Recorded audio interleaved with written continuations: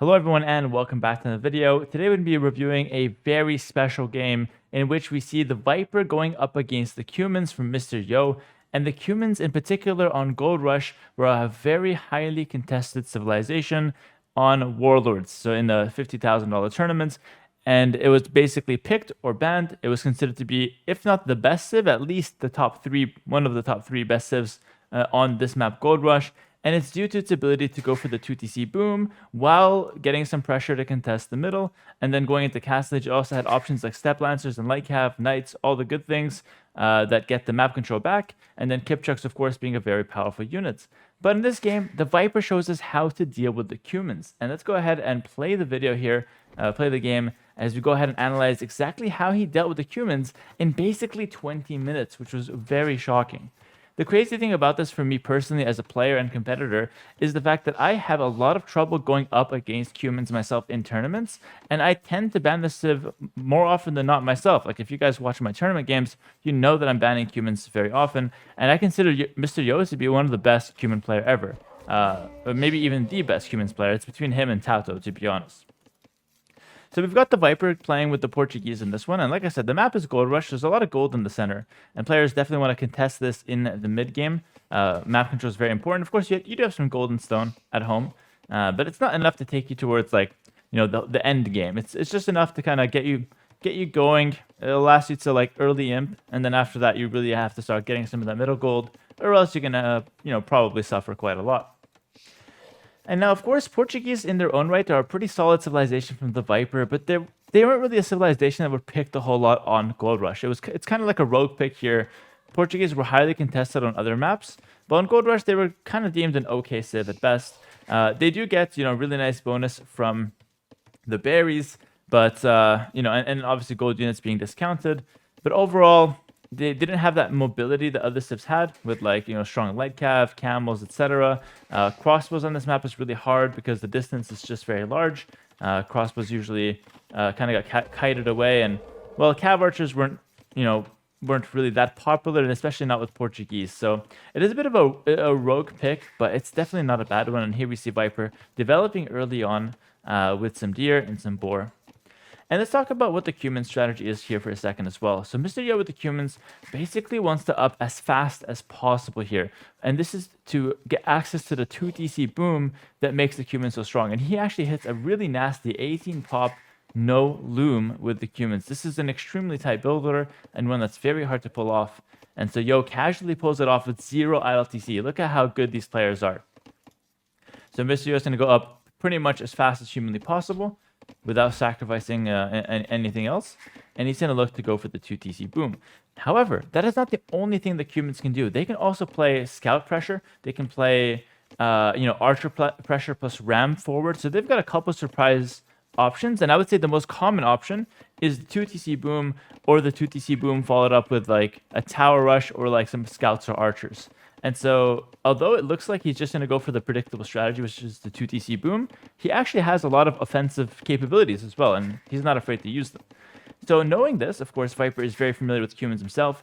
Viper decides to fully wall his base in Dark Age. This is to prompt Mr. Yo and allow him to go for the boom, saying, listen, you can have your 2TC boom. I'm not going to try to disrupt you. Instead, I don't want to be disrupted at home. I'm just going to wall up, and I'm going to play my strategy from there. A lot of people, what they like to do against the Cumans is they'll stay open and they'll maybe send a few bills forward to disrupt the 2TC boom. But Viper, it's more than okay to let Yo have that boom. And he's going to instead keep a couple bills at home, wall up the base, and defend with the scout. This is extremely important because if Viper takes some damage while Yo is 2TC booming, and Viper's not able to hit the right timing, then Yo would just get so far ahead in bills, and it's going to be impossible to catch up to him. So by Viper walling up early, he's basically ensuring that nothing bad happens and he can play his game. And his game, as you'll see, is going to be a fast castle into organ guns. Now, what a strategy to pull off. And obviously, organ guns are a very powerful unit, but they have some downsides. It's a strategy where if you make the castle at home and then you go for organ guns, it's a pretty long way. And it's not a mobile unit.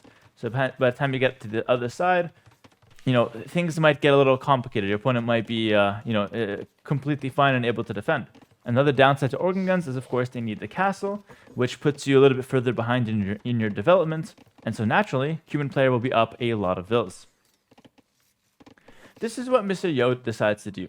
He actually notices that the stone is pretty far forward, and what he decides to do is, listen, I'm going to go ahead and tower rush the Viper while 2TC booming. This will potentially hold the Viper down in Feudal Age, prevent him from leaving his base, and keep Viper in a state where, yes, he's got the fast castle, but he can't quite afford what he wants to do, and the disruptions from Mr. Yo will buy Yo enough time to get the 2TC rolling and to pull ahead from there onwards with the villager lead without having to be pressured right away.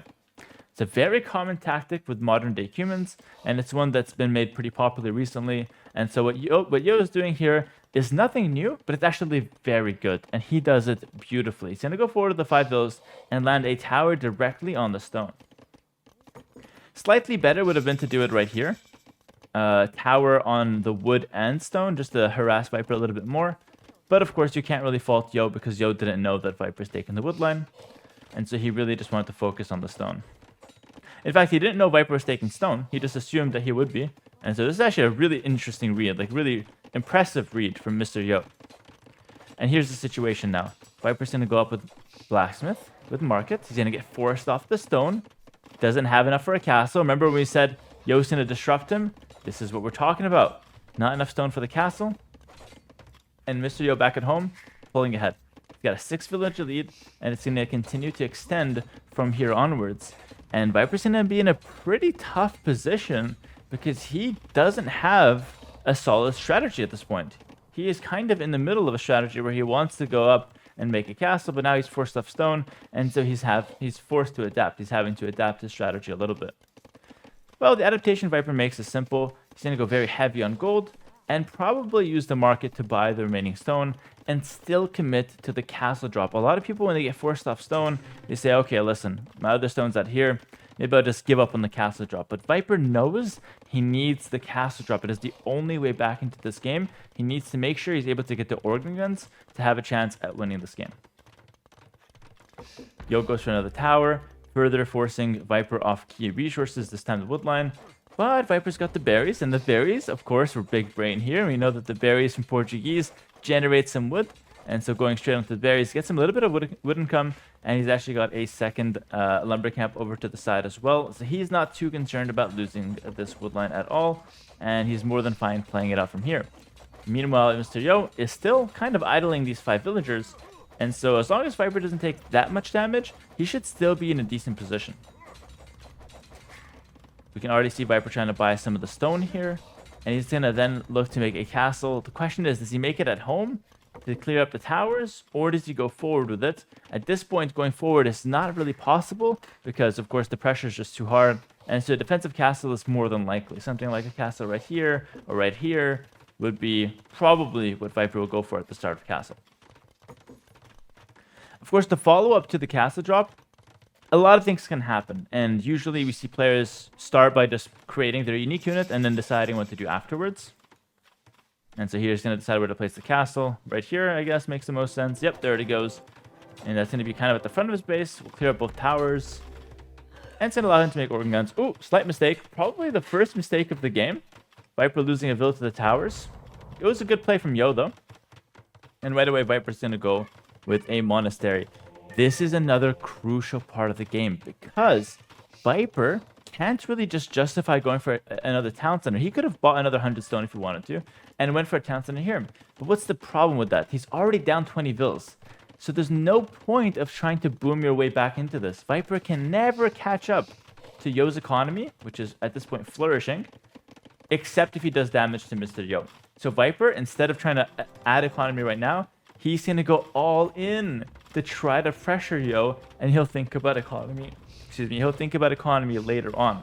Now he's got the organ guns coming out. He's got a monastery, so maybe some monks as well can join the party.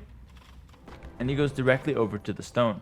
This is such a key moment because the Viper going onto stone right now will eventually lead to him being able to go with another castle. And this time, for sure, if he's able to make another castle, he wants to make it forward. And notice, it's now a 23 vil difference. 23 vil difference, guys, in a vacuum in a pro game, a 23 vill difference is massive.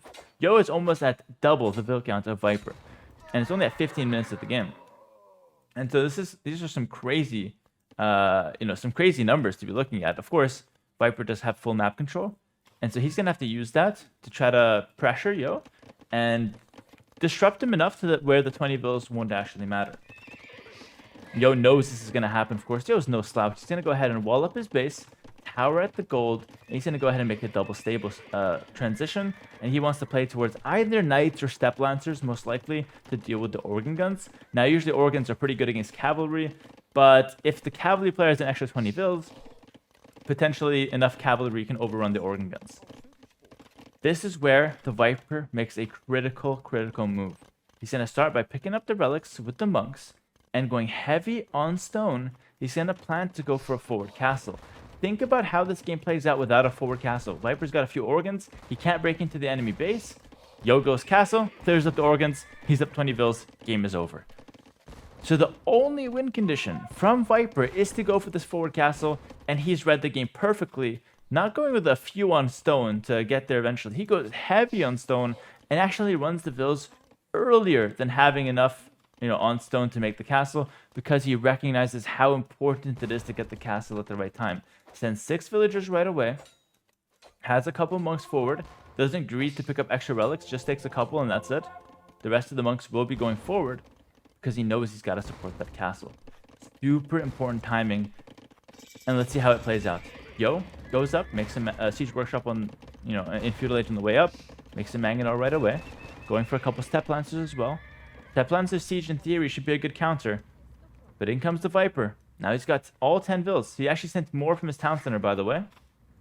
He has all 9 vills ready to make this castle. And this is the entire strategy. This is what it's been building up. This is why Viper allowed Mr. Yo to 2 TC boom. This is what he envisioned from minute 0. He envisioned a situation where he's got a few organs on the map. Yo's got a 20 vill lead, but the castle that comes down at this position to gain access to the entire map and to deny Yo access to the gold in the center. This was the Viper's win condition. And now, of course, Yo does not want to let this castle goes up. A couple mangonel shots disrupts the vills, but the organs continue to put the damage onto the mangonel, killing it through 2 villagers. Can he manage? The repairs stop, and the mangonel's down.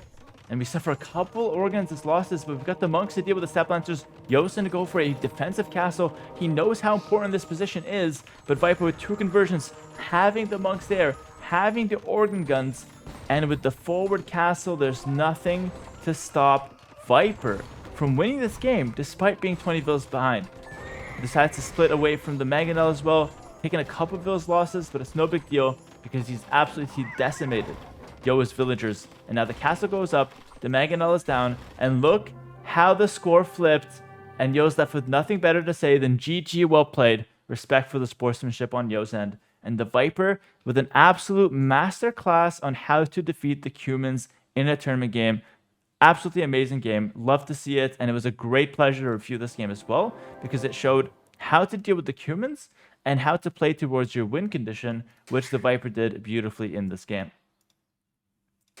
So that's going to do it for this review of a tournament game. Let me know if you guys did enjoy it.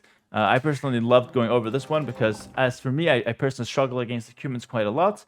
And, although this style is something I do like myself with the forward castle, it's not something I'm comfortable doing necessarily. But seeing it work like this in the high-stakes game is a very good sight, and it might give me some motivation for my future games up against the Cumans. And here we see the Viper's Portuguese shining again. Let's take a look at the statistics here before I call off the video. KD ratio is very nice, and economy all in favor of Yo. 2,500 more resources. But it doesn't matter because we've got the map control and we've got the timing attack. And in the end, APM doesn't matter too much. Viper takes it. Thanks so much for watching, guys. Like, comment, subscribe if you did enjoy. And I'll catch you guys in the next video. And let me know in the comments if you want to see more like this. I do like reviewing, tournament games. And so if this is interesting for you guys, I don't mind doing more in the future. Anyways, peace.